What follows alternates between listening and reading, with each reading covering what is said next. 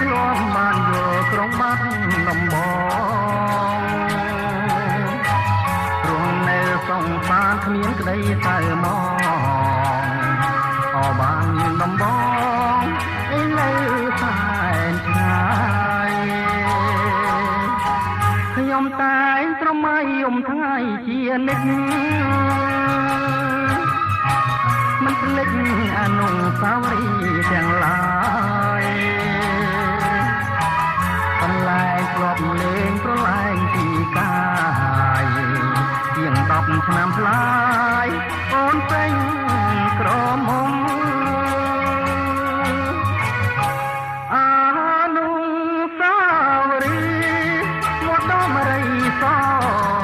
ព្រាមបានពុះមកចំណាំ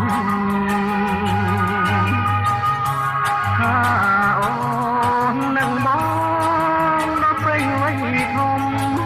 សូមពុកម៉ែសំគុំជាគូក្រងឥឡូវបើវាយបងចាំតែឈ្មោះតែរួមសម្រងព្រលឹងមានបងតើត្រង់យ៉ាងណាដែរទៅនួនល្អបានដំបងគូក្រងខ្ញុំនៅឯណា